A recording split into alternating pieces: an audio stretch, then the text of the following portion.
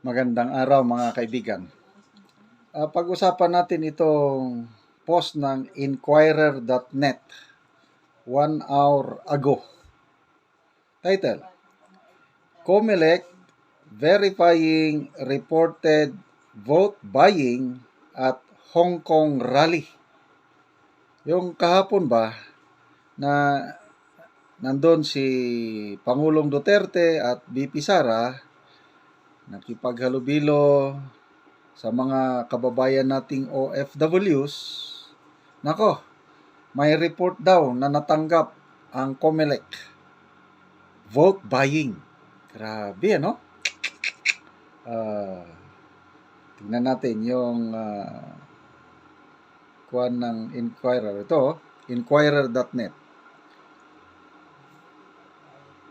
The Commission on Elections on Monday said it would verify reports of vote buying at recent campaign rally in Hong Kong. So yun, yung kahapon. COMELEC Chairman George Erwin Garcia revealed that his office had received reports that attendees of a recent political rally there in Hong Kong were offered up to Hong Kong $200 to vote straight for a certain Senate slate. So, mga kababayan nating OFW sa Hong Kong, anong masasabi nyo dito? Report daw na natanggap ng COMELEC na offeran daw kayo ng 200 Hong Kong dollars para iboto nyo ang PDP. Although hindi naman binanggit anong Senate slate, wala nang iba kundi ang PDP dahil PDP ang nandyan kahapon. Naman, oy. Ito yung exact statement ng COMELEC Commissioner. We have received news or information about it.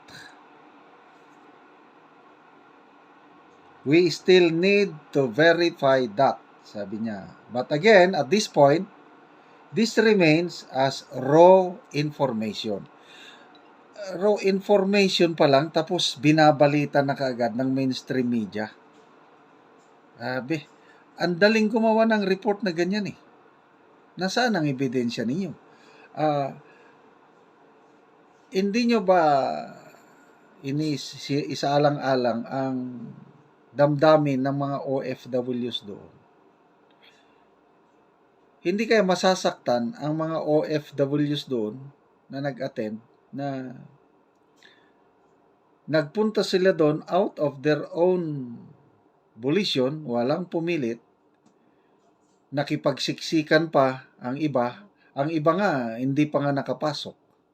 Tapos yan, magpapalabas kayo ng report na may vote buying, bayaran sila ng 200 Hong Kong dollars para lang iboto ang senatorial bets ng PDP. Grabe na, kung ano-ano na lang ang maisip nilang paninira sa Okay, magbasa tayo sa mga comments.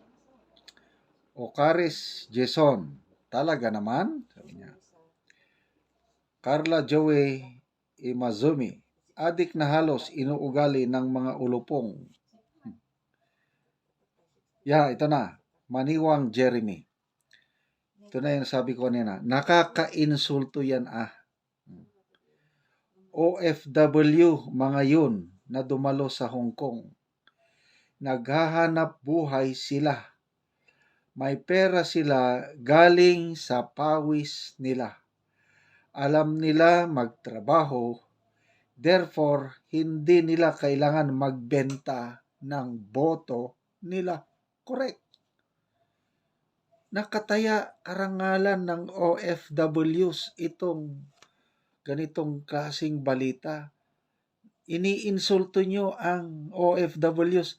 Di ba tinatawag OFWs bagong bayani? Sila ang bumubuhay sa ating ekonomiya. nung pandemic. Bakit tayo nakasurvive? Isang dahilan, mga OFWs. Naghihirap. Tapos ngayon, paparatangan na vote buying, bebenta yung boto nila. Mag-isip-isip naman kayo. Marwin Ignacio, sa Bisaya pa, peste. Elizabeth Mayor, feel namin ang sincerity ng taga Hong Kong.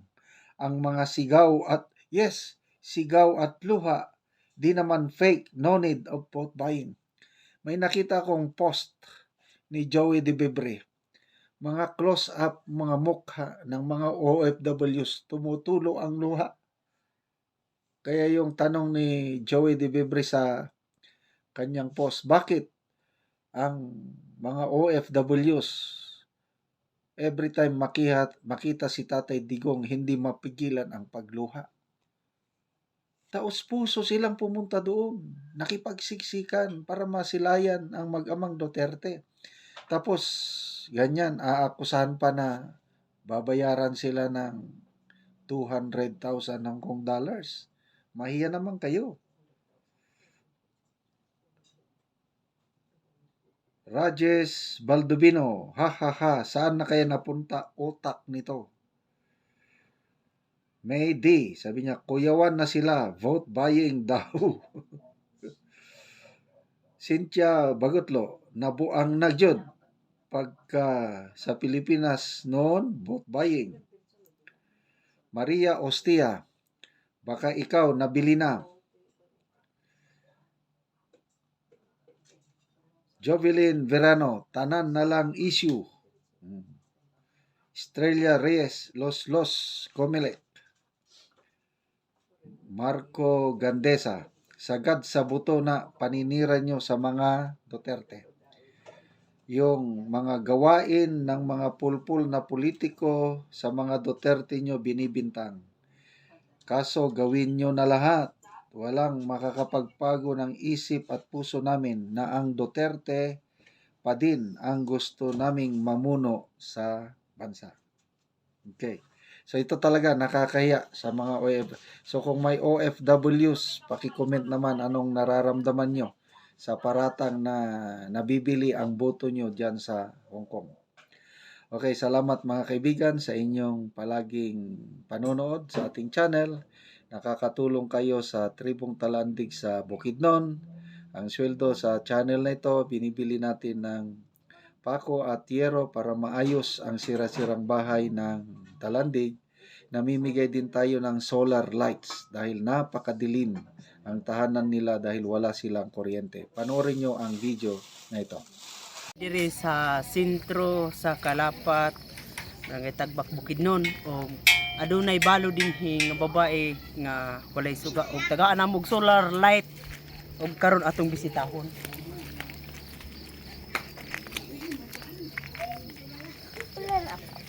Ayo, ante. Oh, may gabi ante. Oo. Doon sa mga kadi ante. Dalingkod ka. Ngit-ngit kayo ka. Wala kay suga. Wala. Sarap pa. Isara ka kabuok imong atop silupin. O muna niyang kahintang ni ante. So karon ante wala man kay suga. Tagaan ka nako ante og solar light. Oo, atong pasiga. Oh, hawiri ante. Hayag na gid ante kayo. Asa ang gapisoon? Kana ang gipiso Ipo. kana ang para op kana ang kana dahil sa ibabaw para on. Oo, kanang on. Sige ante awiri. Awiri ang Salamat kayo.